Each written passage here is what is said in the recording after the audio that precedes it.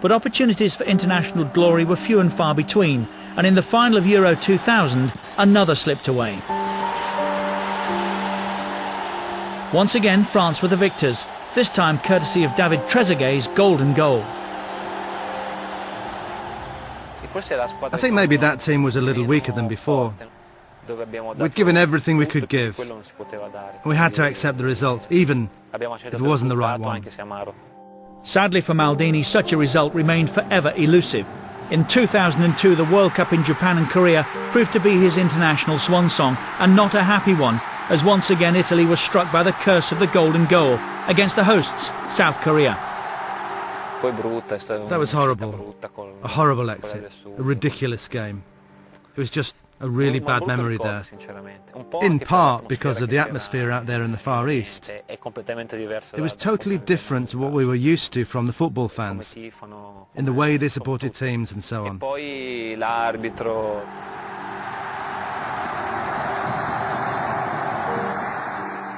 And then there were the problems with the referee. Just a really bad memory of that World Cup. Immediately following the tournament, after 14 years, 126 caps and 7 goals, Maldini announced his retirement from international football. It was undoubtedly a record-breaking career, but it was also one ultimately tinged with regret.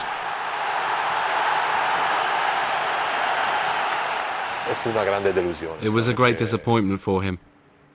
Paolo never achieved what he should have done with the national team, even if he did get to a final.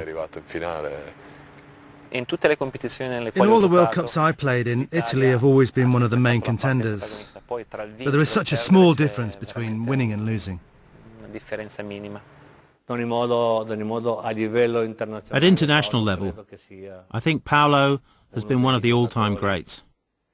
Not just in Europe either. He's known all over the world for his ability, his bravery, and the way he handles himself. Italy's loss was Milan's gain. The captain returned to his club, determined to lead them back to European glory. Defeats in 1993 and 95 had not been forgotten, and the Champions League final of 2003 brought together two of Italy's biggest clubs. It had been a long time since we were one of the big hitters in the Champions League, so we immediately realised the importance of the occasion. The final went to penalties.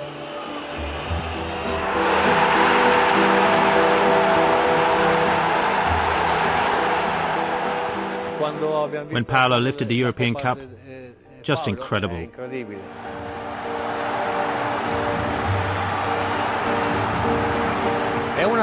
It's something exceptional for both of us to have lifted the European Cup, and then both of us doing it in England too. Incredible.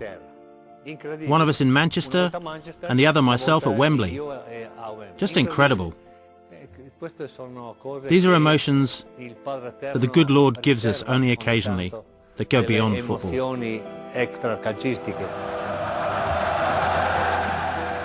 They are the moments when I think that Milan is the best club in the world. When there's something to win, and I know that we've lost on occasions, but when the opportunity to win is there, we generally take it. One such opportunity not taken by Milan came 2 years later against Liverpool in Istanbul. Paolo's 7th European Cup final saw him make his mark early in one of the most astonishing finals ever.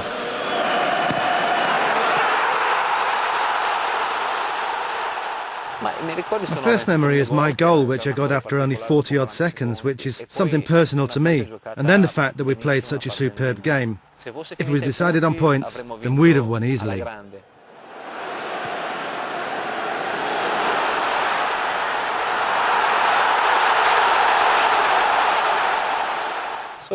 But I'm afraid fate wasn't with us that day. The second half saw Liverpool stage an incredible comeback. From 3-0 to 3-3 in 6 remarkable minutes.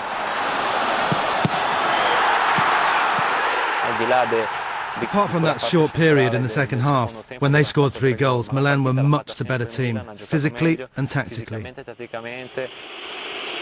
And I have to say that the way the game finished left a really bitter taste in the mouth.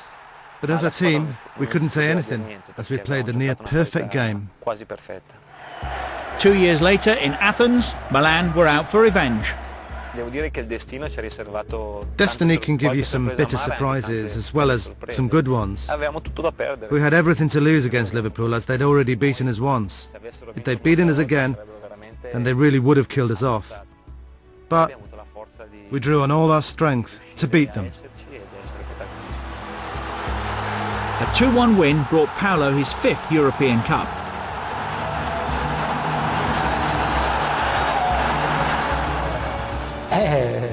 That's the difference between normal players and world-class players.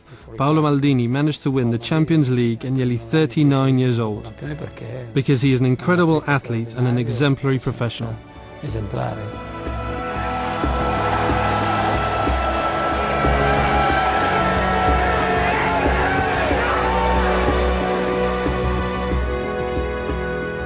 When Maldini finally retired in 2009, Milan retired his number 3 shirt, a fitting testament not only to one of the most successful players of all time, but also to the longevity of his career at one of the world's greatest clubs.